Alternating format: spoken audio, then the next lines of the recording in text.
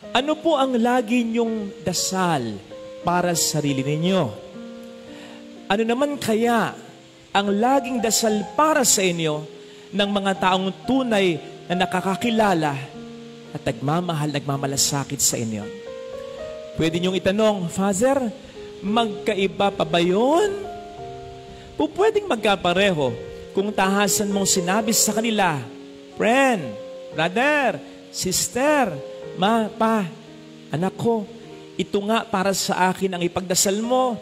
Pag-aaral, negosyo, trabaho, kalusugan, pwedeng magkapareho kung tahasan mong sinabi sa kanila. Pero kung hindi, at kung hindi mo naman madalas hinihingi ang dasal nila, sinisigurado ko po sa inyo na kung magkaiba man yung panalangin mo para sa sarili mo at yung panalangin nila para sa iyo, yung panalangin nila madalas ang better, if not the best. Kasi meron silang nakikita na hindi mo nakikita. Meron silang kutob na hindi mo pa nadarama. Sila ang mas nakakakita kung minsan ng tunay mong kailangan. Batay sa nakikita nilang iyong kakayanan at iyong kalalagayan. Diba? Meron tayong expression sa Ingles na mother knows best.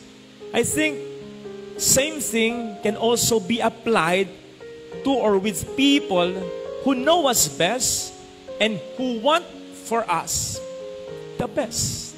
Halimbawa, siguradong hindi lamang ipinagdarasal ng mapagmahal mong mga magulang na makapagtapos ka sa pag-aaral, di ba? Minsan o madalas, hanggang dyan lang ang iyong dasal, Lord, makapagtapos sana ako ng pag-aaral. Hindi lang yan ang pinagdarasal ng iyong mga magulang. Ipinagdarasal din nila beyond that, na anuman ang marating mo sa buhay, hindi ka magbago.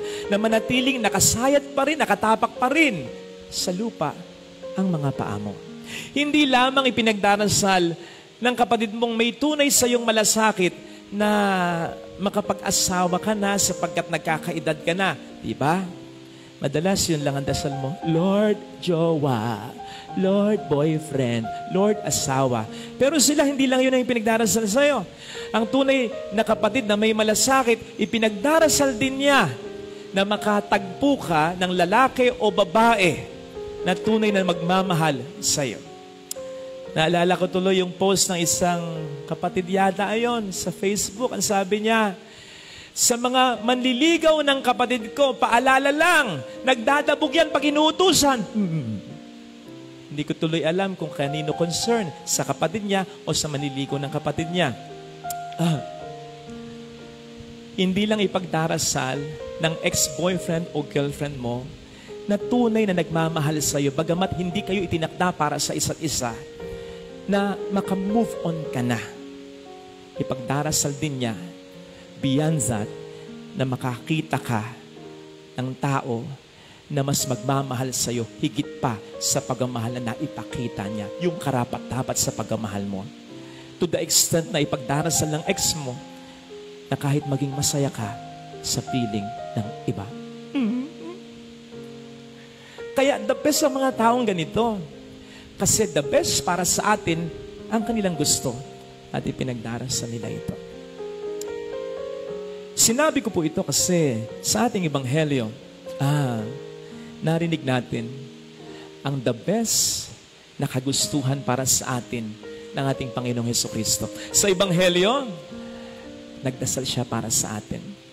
Gusto ko na mag-stop muna tayo dito, ha?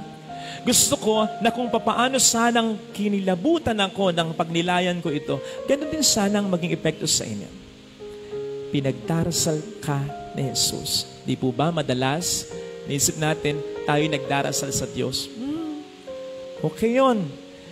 Pero ang Diyos din ay nagdarasal para sa atin. Tandaan po natin, ha? Kapag tayo ipinagdarasal, ibig sabihin, may concern sa atin.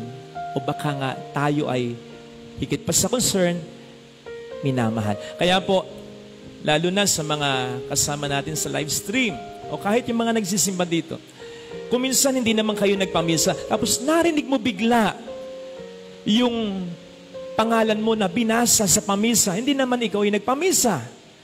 Sana mangiti ka kahit paano at ma-inspire ka as may taong nag-aalala para sa kalalagayan mo.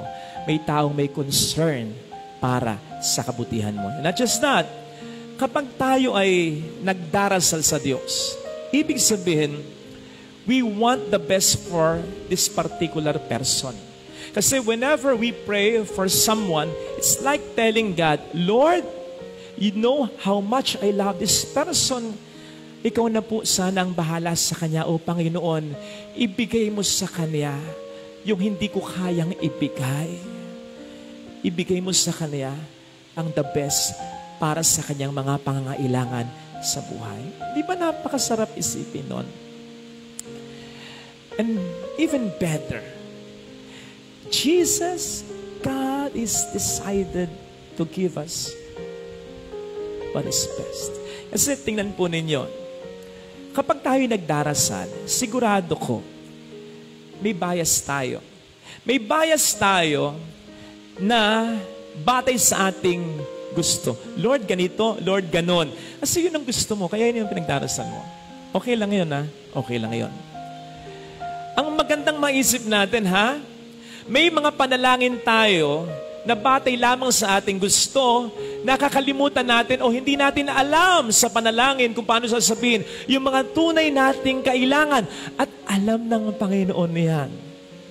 At ipinagdarasal, hinahangad niya para sa atin yan. Nagdarasal ka para sa gusto mo, makalimutan mo man yung mga bagay na tunay na kailangan mo. Basta nagdarasal ka, alam ng Panginoon ito, at yun ang ipinagdarasal naman niya para sa iyo. So much so, na kahit hindi niya ibigay yung gusto mo, ang darating bilang resulta ng panalangin mo, ay yung tunay na kailangan mo.